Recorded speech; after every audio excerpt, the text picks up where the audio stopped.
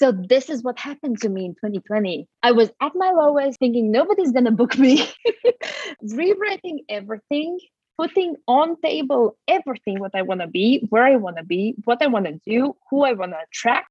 And then all of those you Bryce's sayings actually clicked, like all of that. Because you have to still understand she's American, or no, she's Australian, and I'm some girl from Europe. Like there's lots of things that fit, but there's still a lot of things that doesn't fit. But she said, no matter how big or small your city is and you can sell, she was so right.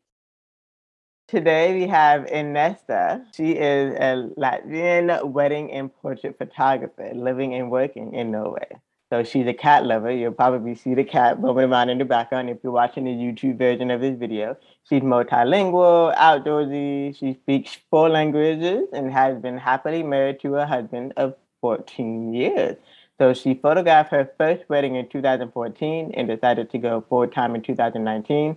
But what's going to be really interesting about this conversation is that if you're watching on a YouTube version, you'll see that she had 2 different eye colors. So we're going to talk about that and why it's so unique and how it allows her to have such a unique perspective as a photographer. Her journey didn't start with photography, so we're going to break it all the way down and start with childhood. Inese, how are you? Thank you for being here on the See Life Different podcast. I'm glad that we were able to connect because we met unofficially. I was on a podcast, one of your favorite podcasts, and you reached out to me. I was on the Sue Bryce podcast, and you reached out to me to say, I've never really known many other photographers that were also blind in one eye. You're the first person I know, not just photographer, but the first person. So I was like, ding, ding, ding, all check marks. Absolutely. Perfect. And so far, just what I've learned just from like reading your bio that you submitted for your first ever podcast, it's definitely an interesting story. Maybe let's start with that because that's a huge part of who you are. Let's start with what makes Inese. Like which part? There's a lot of things. Like when I look back through the history of when I was a kid, a teen, young grown up, starting, live with my husband, all of that, making family, now being here doing what I am, like all of it is part of me. Like all of the struggles at school, like it builds to the woman that you're today. And I feel like this is not it. Like sometimes you listen to podcasts and you think like, oh, they're there. No, I don't feel like I'm there. I feel like I'm going there. Like I have a goal. I see it, I feel it, but I don't feel like I'm there. So it's a journey. It's fun. And it's interesting to finally kind of grow into the Ines, that I kind of envisioned for myself. Like I'd never envisioned for myself. I want to say envisioned. I never envisioned this for myself. So when you say this, I know that let's start in 2014 when you were photographing your first wedding, because I'm sure there were lots of thoughts going on because photographing weddings itself are like, woo! Yeah, it was actually so exciting. I had a camera since I lived, like it's a mix. I have been on and off living outside of Latvia. Latvia is my home country. So I have lived in Norway and I got the money. I got a really cool camera. It was actually a Canon 550D. I think you call it 3TI or something in America. That's the difference. I was like looking into cameras and just, capture my boyfriend, my travel and everything. And then when I came back, I was invited to this really low budget wedding, but nevertheless, I loved it, like all the energy and like to be behind the camera. And I felt kind of special, even though I was not the bride, and I made her feel special. And I was like, thanks, I want to be a wedding photographer. And I remember the next day there was an after party beside, like we had fun and drunk a little bit so much. That was like still taking my camera. It was all the time in my hand. I remember giving this girl like 5,000 JPEGs after this, like 5,000 JPEGs, because I gave everything, and I didn't ask for money. It was just, I did for myself. But it clicked and so I went to a photography school. And when I went to photography school, if you ever have been with old white dudes that stuff, and they love photography, and they all about like art and this and that. They were like, really, nose up, weddings, really, you want to do weddings, like, really? But I finished the school. Uh, I did it, so that was like from 22 from 22 people that we started, only half of us finished the school. And it's pretty common. They said half of you only gonna last year. So I was like, okay, I had to go through. Like, I had to be the one that finishes it. So when I finished, I was like, so what now? When I remember thinking like, oh, now I'm gonna be this professional. Oh no, you're so far from being professional when you come out to the school. You're like just a hobbyist, like nothing changes. But it gives you some kind of perspective, what you want to do, what you like, what you don't. And, but to say anyone, like, people sometimes ask me, probably you get this question a lot, like, should you recommend going to photography school? I would say no. Don't waste your money. Buy the camera for that money, and find the mentor and work for free. It's gonna be cheaper and faster, right? Now tell me, how long was school for you though? For me, it was 2 years actually, but it was I think few times a week in the evenings, so it wasn't like full-time school. So I had a job, and on the evenings I took the classes. Okay. But it was fun. I find some people, and I think from all of us, like two, three does photography, and maybe one I think does it as a job, and that's me. I don't know any of them that are doing this as a job now. So yeah, that part. So I think I asked because I ended up for me, I had been studying photography at two different schools. So one, I was still in high school, and we have what they call technical school, where you get your high school diploma, you get a certification, entry-level certification, and so I chose photography. So of course, that is the one that I have. Okay. That is the one that I have. Only I took just the photography without the high school. Okay. Like, I have the high school, so it's just the photography. Okay. That's the one that I have. And then I continued that education. I wasn't sure if I wanted to, but I did. Like 6 months later, continue that education into a 9-month program. But I was full time, so it was literally like Monday through Friday in school, Saturday and Sunday practicing. So yeah, I did a lot of trade for TFP photo shoots. But I think also now, I mean, we have an advantage because we got that education, because a lot of people now, at the time that we were going to school, were studying YouTube University, which is fine. But yeah, I mean, that's actually where I am now. Like, I'm a mentor to photographers that are literally just picking up cameras. They remember they loved it as a child, and they're picking up a camera again. And now they're asking me, how do I, make money from it? So yeah. Let me turn off my sound. I'm sorry for that. This is how unprepared I am.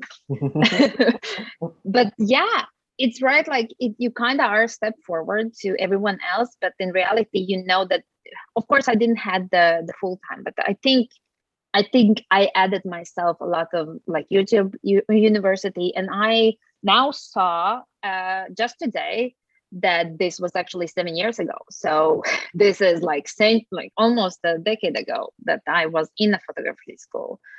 So things might have changed, but YouTube, I think, is now even more fuller with information. Even the big stars like Sue and my first actually mentor was not mentor, but like a star I followed was Susan Strickling, if you know her. She is all about weddings, and she's in New York. I don't agree to 100% what she says, but she's super smart and she knows exactly how to explain stuff. So I use everything she teaches into building this business here in Norway.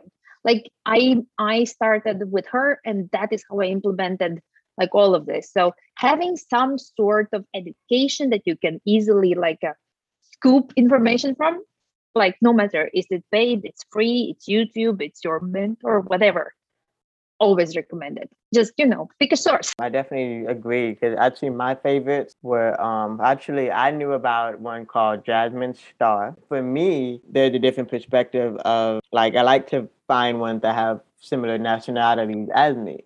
but there were no women. There were no women at that time. The guys that I would follow, there's one called Matthew Jordan Smith, and I came across his books at the library. My mom worked at the library at that time, so I came across his books at the library. Seeing, okay, you can publish your work, you can work for a decade. I remember, holding on to that part of his introduction of his photo book. You can do this for a decade and have, timeless work, work. Because for me, also, I actually started off with travel photography. My parents gave me a camera. I was 5 years old, but we were always on road trips and going to see family, and so I had my camera that way. And then it wasn't until I was always the little historian in the family, anyway. So I was the one taking the photos everywhere. But really, I didn't really know that you could make money from it until school. So yeah, I started off with travel photography, and then it would shift over to portrait photography, lifestyle photography. The name changes all the time, and so now it's also brand photography. But how have you been kind of making that pivot also? Especially, let's talk about 2020 for a little bit. How were you able to make that pivot, when there weren't that many weddings? I have to say, 2020 was a blessing in disguise. I have never been so poor and happy at the same time. I was like unhappy, but happy. I found another mentor. I have always this glitch in my head. Whenever I feel stuck, I'm like, okay, you need education, find it. And then something comes along. So I find another educator. She's here local in Norway, Ingvild Kolnes. She's all about finding kind of you, because all of these big education programs, they don't really focus on you as a person, but she really zoomed in, like, take all the shit away, and this is why you rock as what you do. So that is when I kind of blossomed. I saw what I wanted. I knew exactly what is my client. I knew exactly why I'm awesome. Like that was the hardest part was sitting down, looking at yourself and saying, okay, this is where you suck.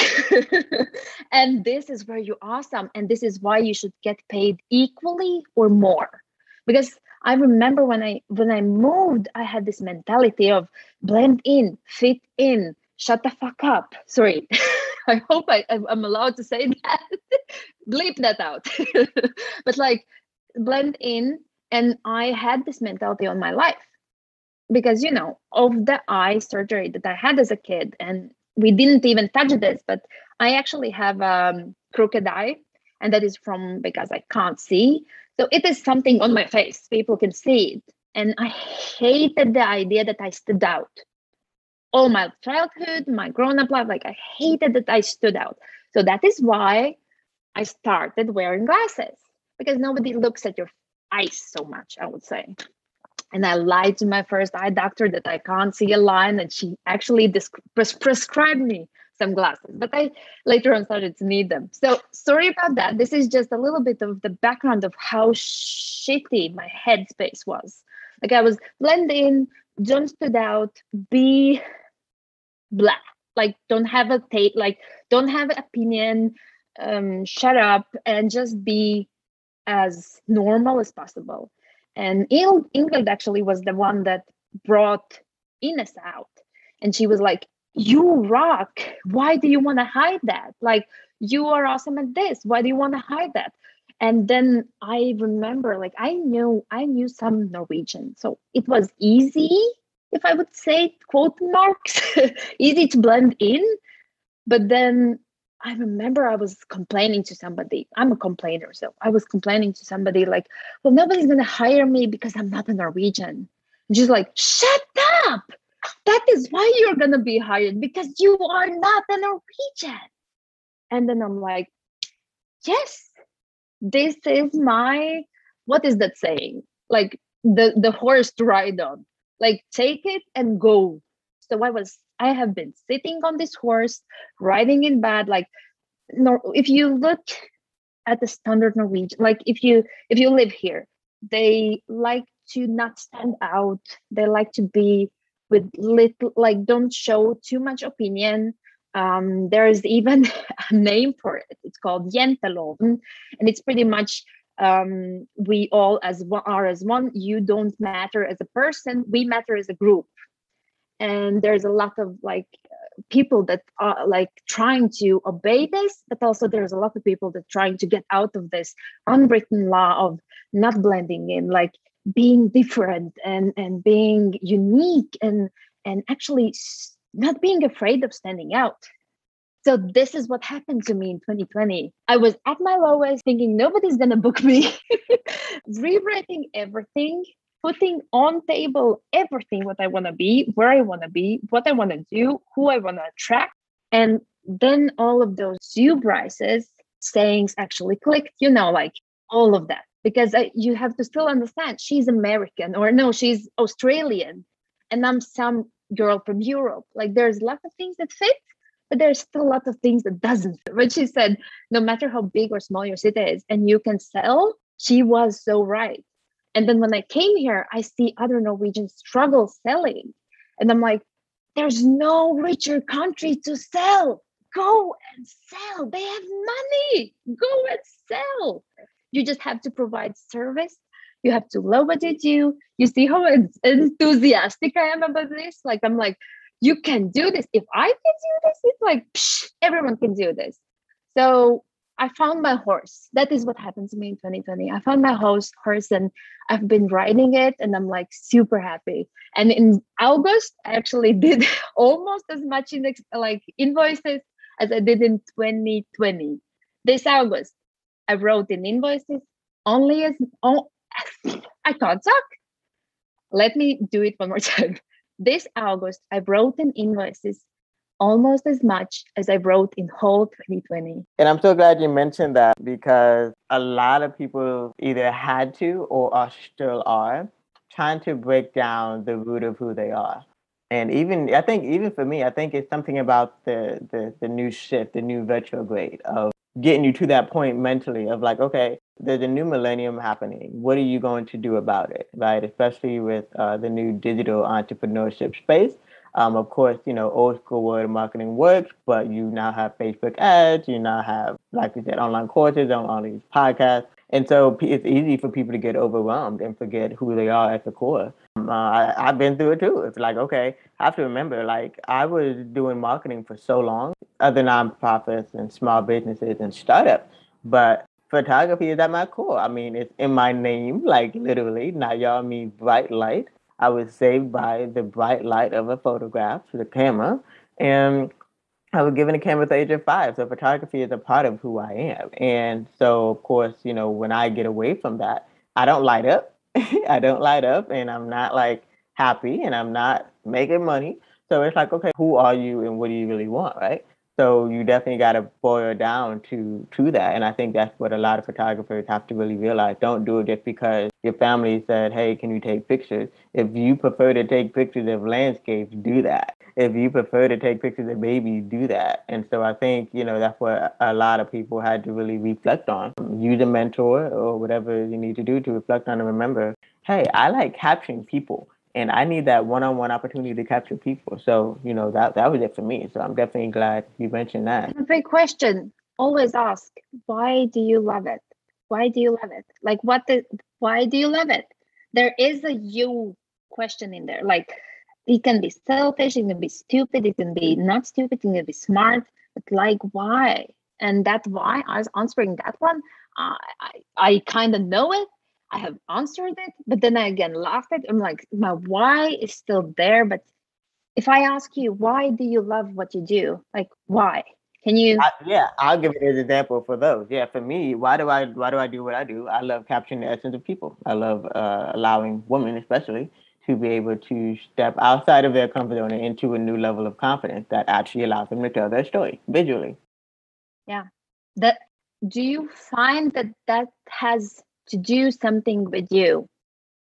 Like, you maybe want to do things like, make others feel the way you want to be feeling?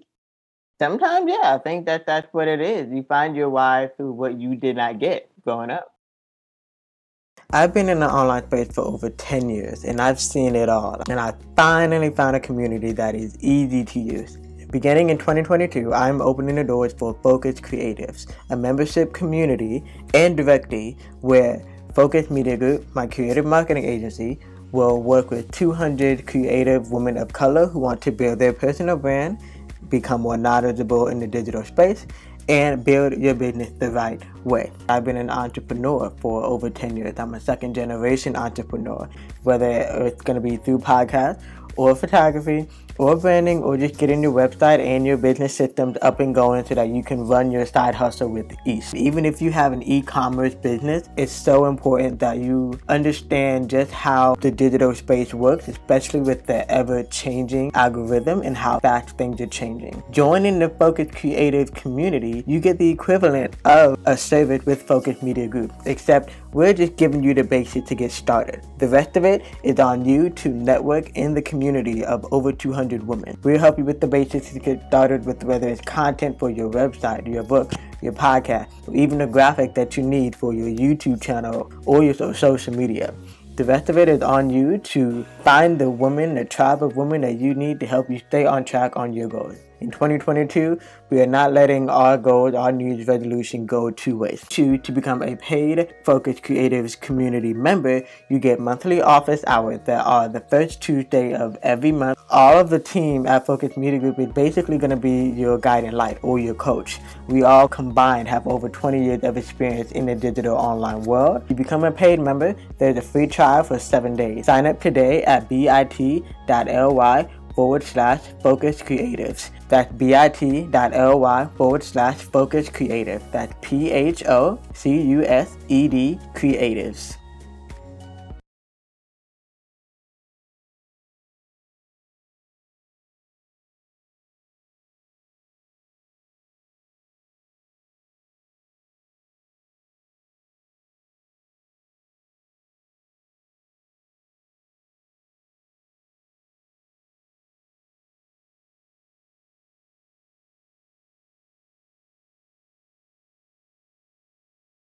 I have to say, I don't have baby photos of me. My mom had 4 children and she was busy, and nobody had a camera. And when they did, I was not, the one that got that attention. I was the one that grabbed the film, not the film, but the camera that was loaded with film. And then my mom was angry that I was using all the film. But I don't have baby photos of me. And the only photo I have of me, the first one with my face, is from first grade at school. And I cherish that photo so much. And I'm there with my brothers and everything. And the only other photo of me is of my backside. So I have a kid now. She's 4. And I hate it that I can't see the similarities between her and me. Agree? Give me a second. Agree? Somebody is on the toilet. This is the reality of being a mom. But all of that saying, I remember never liking, when the teenage years hit, I remember never liking myself in photos. I hated how I looked. I hated how I was photographed, and always thought that it's my problem. It's a me problem, right? Because I look shitty in photos. And then I understood that is nothing to do with me. It's just a shitty photographer. So my why is actually, I want to make others feel how I wanted to be treated. I want to give others the photos where they're gonna love themselves like I would want for myself. And it's so hard to get good photos of us. Usually the photographers, we don't get so much on the other side of the camera. Can I ask if you have children? I didn't saw any. Not yet. Because I was listening to a lot of your podcasts about a lot of stuff, and the one that resonated with me was, don't ask me what was her name, but she talked about infertility and finding the motherly issues and all of that. It sounded really similar to me. So this is a topic for another time. I'm just saying. No, It's a it's actually really for here. We'll talk about it. But first, I want to go backwards. I'm sure we have a lot of listeners like, okay, I still want to know what happened to her eyes. So you want to tell us what happened? so I was, I think 4. I was 4, and me and my cousin was playing around, and we lived on this big farm. There's a lot of garbage around. My dad always likes to, throw stuff around, and he fixes stuff, and something's, never put away. And me and my cousin was playing and jumping off of the roof onto the table, and from the table to the ground. And we did it once, and then we flew again with a little plastic bag, and then we run after it. But the long story short, in one of those jumping down times, I jumped on a wire that was coiled like this and up. So I remember starting to have, like, I couldn't open my eyes. I closed my eyes, and I went to the like I knew where my home was. So I just went back home, and I a little bit opened my eyes, and there was just bright, like too much light. I couldn't open. Then I sat down crying with my mom, and she told me the other part. I don't remember that, but she told me the other part, that she wiped one tear, the second tear, and the next tear was a tear with the blood in it. Mm. So, and she said it's like a God gift, because she just, not that it happened, but a God gift was that a week ago, before that, she read in this small little calendar, with the notes where you can take it away. Like, In the pen? like it's a small calendar, really small. And then you can take away the paper for that day. Oh, for the and next you are day. on the next day. And there's tips. And on one of those pages, there was a tip about what to do when an eye injury happens. And that paper said, don't like put pressure on it. So I'm happy they could make my eye still look like my eye. I don't see with it. I can't see. It's not fixable. Like, there's nothing that any doctor can do. But at least I have, like, the iris. Mhm. Because a lot of kids, when I was at hospital, lost even that part, and they were with white eye, left with white eye. I don't know if you're so, like, if you remember any of this part, like if you had any kind of, being in an eye hospital or something when you were a kid, but probably something like that has been around you. Anyway, if you have not, now you know it. Yeah, This I know. it's I know what you're talking about. I'm happy that I have an iris, and it kind of looks like my eye. My only issue is that the eye wants to wander away, because I physically don't see anything from it. And I hope to get it fixed finally this year, to get them looking straight, both, because that is my last and only insecurity. I have to say, I have always had find it hard to look people in the eye because of it. And I don't want to confuse people. It's just, I don't want to talk about it like with strangers and all of that. Like, I'm okay talking about it when it's one-on-one, especially with somebody like you that understands. But when it's like, I don't know you, don't ask me the questions about it. And especially small kids. So what's going on with your eye? And I have these million ways to push them off of the topic, get them off the topic, because it's you like, I don't want the attention about it. Like anything else, just don't give me attention about it. Yeah, no, I get what you're saying. Even though my eye completely prosthetic, it was actually, taken out from surgery. I was 9 months old.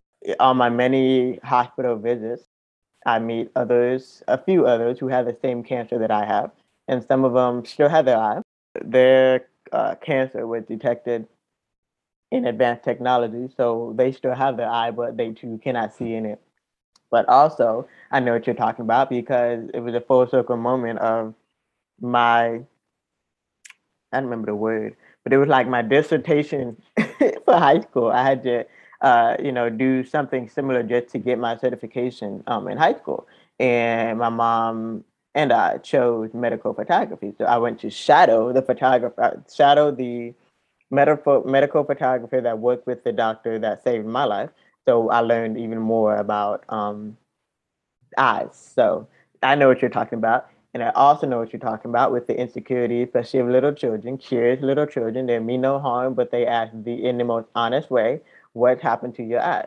So yeah, I mean, of course, you can't control when your eye wants to move and when it doesn't. Even with my eye, it still connects to the muscle, but sometimes I would just freak people out and just kind of wave it in like a hello.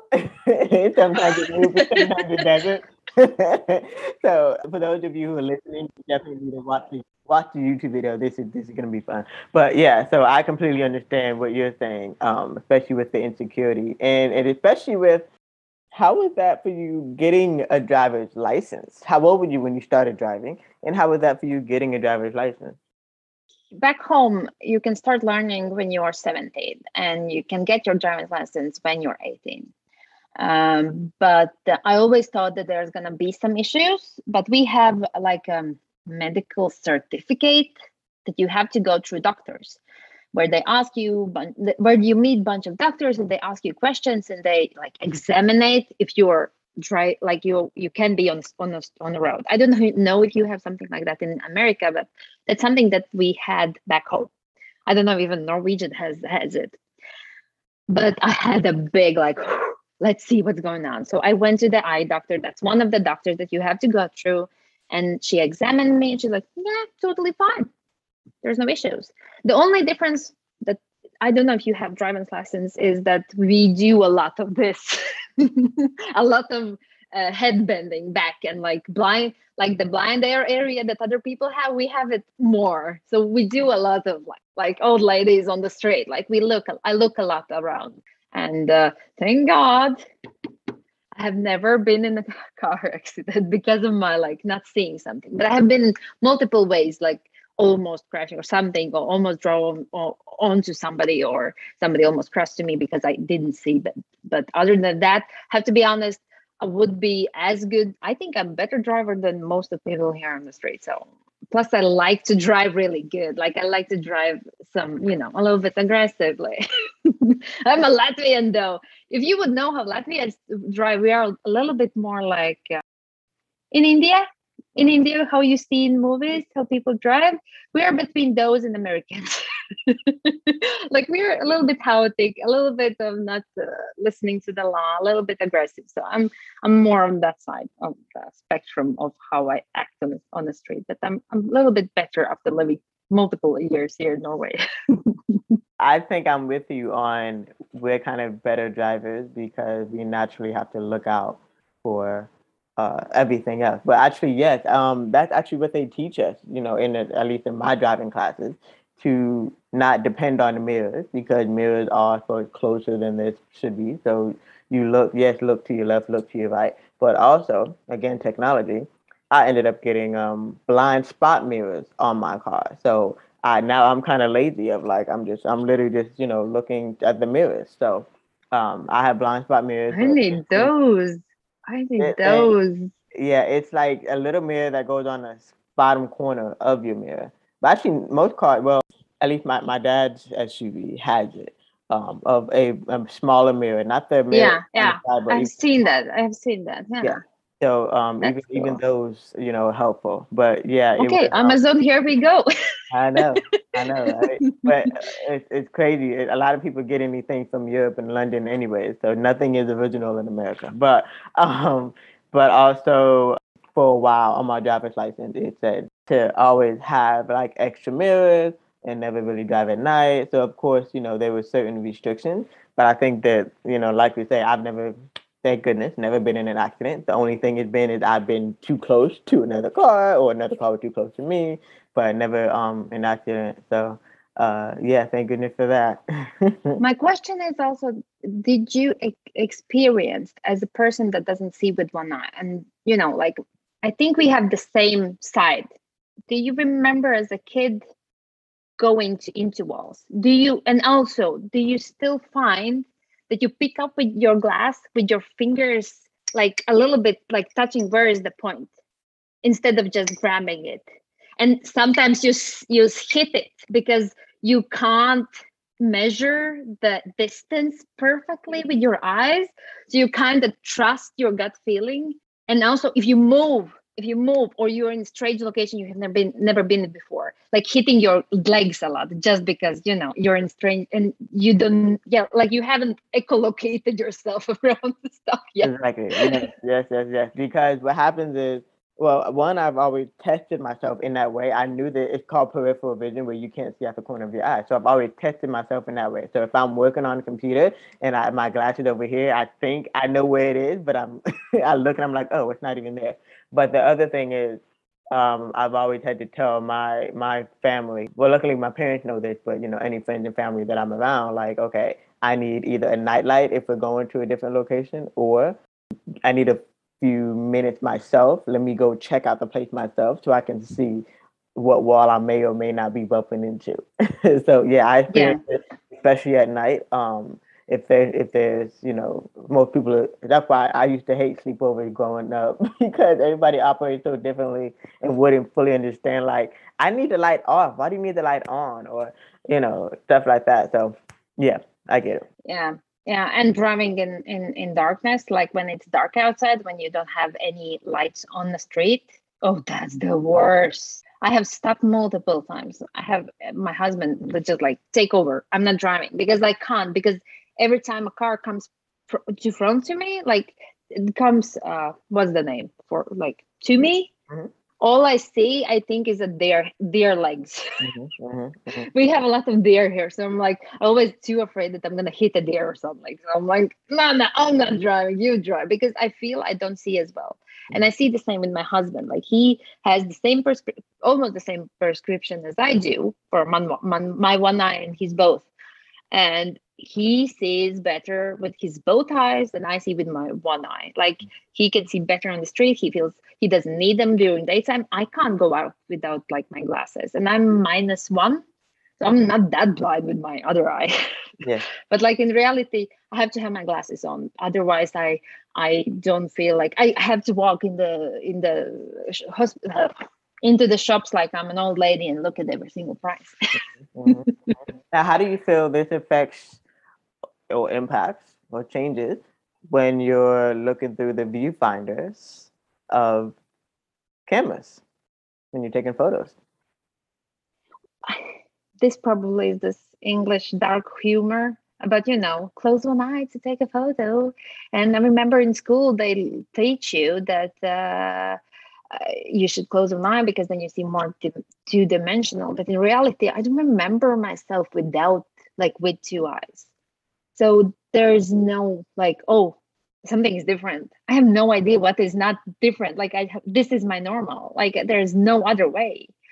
And I don't keep like a regular account. Like I don't regularly say to myself, oh, by the way, you just see with one eye. It's just something that's out of your head, out of your mind, and then you sometimes remember about it, and then somebody asks you about it.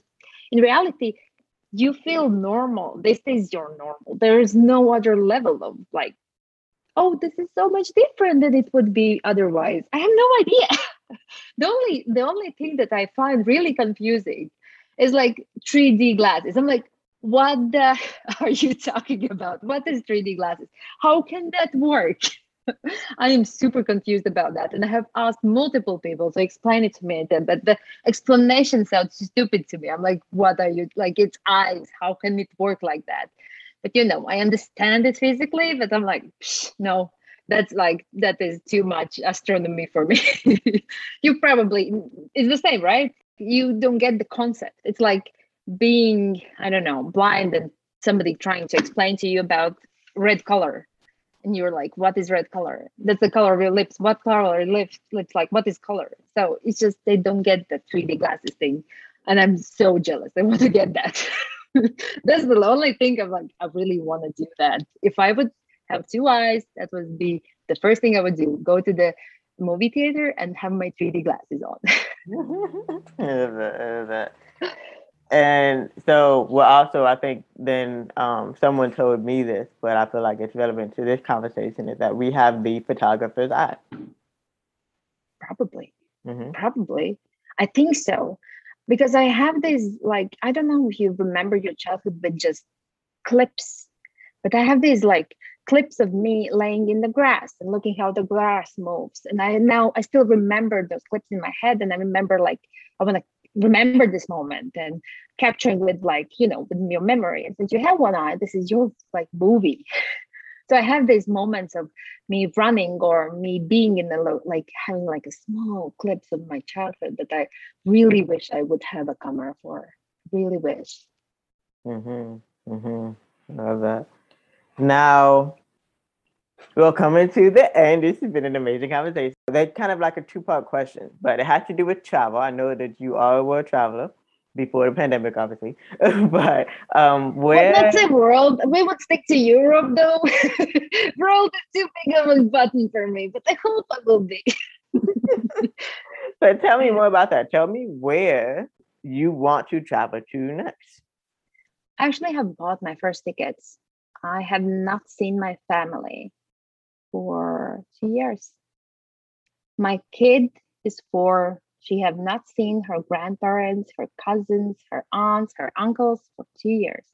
She has no idea who they are as a people. She doesn't understand the concept of grandparents. She doesn't like this was the sad part. Like I still try to like contact them and keep them updated and keep those calls going on, but it's not the same. Like, so I have bought a ticket to my homeland. I want to go. I want to hug the shit out of my mom. I want to hug my dad. I want to hug my brothers. I want to hug my brother's children. So that is my number one thing that I want to do, and that is the one place I want to go. Okay, I love that. And now you did briefly talk about it. Would you talk about it briefly of what a blessing your baby girl is? Because of infertility. Oh, the infertility part. I have not talked about this on my social media because I never knew this is like I have said the rainbow baby about my kid and all of that, but it is a really hard, like this is when you talk hard stuff in your life, that has been the hardest part, like getting over infertility, being then a parent. You never really get over it. You don't, it sticks to you. And we tried for we felt with my then boyfriend, we felt pregnant when we were really young. I think I was like 25 or 24 and he was 25, 26. We got pregnant and we're like, oh shit. So what do we do now? And we were like thinking like, we're too young for a kid. And then the unexpected happened 3 months later. On the ultrasound, there was no baby. There was not even a heartbeat. There was no, like, it doesn't look like it. There was just a black hole. And then I was sent over to cleaning and all of that. And it's an operation and it's very, like, I never, like, it just, you can't get over that. When you had to go over, like, spontaneous, what's the name? Spontaneous abortion. That's the name here. It's yes, similar. Yeah. Mm-hmm. When you have to go through that, it's like it's part of you. You can't take it off. It doesn't go away. You can't wash it off. It's there. So then we thought, okay, so this didn't happen. We live forward. Everything's fine. We got married. And we're like, okay, let's try to have a kid. And of course, nothing happens. And you just have fun. And nothing happens again. And nothing happens for a half year, a year, 2 years. And you start, educate yourself. You get into doctors and everything. And then I actually had huge myomas. I don't know if you know what it is. It's cancerous growth that isn't it doesn't, like, it's not bad. You don't get the aggressive cancer, but you have to cut it out. And at least that's how it's called here. It's probably I'm mispronouncing stuff, but anyways, and they cut like the biggest myoma I had was the size of American football of my uterus. We actually were scheduled for, how do you call it? IVF? IVF, yeah, government paid IVF. And when that was finally about to happen, I actually got pregnant naturally. And reality was, I quit my day job. That was a lot of stress, a lot of like constant nerves, constant, like you are in work 24/7. Even though you go home, your body still has the stress from the work when you go home. And then I quit my job and I was pregnant 2 weeks later. No insurance, no help, nothing. You're like, and I was like, oh, I'm gonna be this photographer, I'm gonna do my business, and shoot, you're pregnant again. And like the happiest thing that could happen happened at the worst time that it could have happened. But all these 4 years has only made, we say what doesn't kill you makes you stronger. And it is so true. When you're in it, you hate it, but you have to go through it. And being like building all this business while being a small children, like having a toddler, having a small kid, it has been hard. It has been super hard. And like breastfeeding and having your laptop there and trying to build your website and also, looking over your kid and all of that. It was really hard. Now we have not been like, safe for 4 years. Nothing has happened again. But this time I'm like, I'm okay. I'm fine.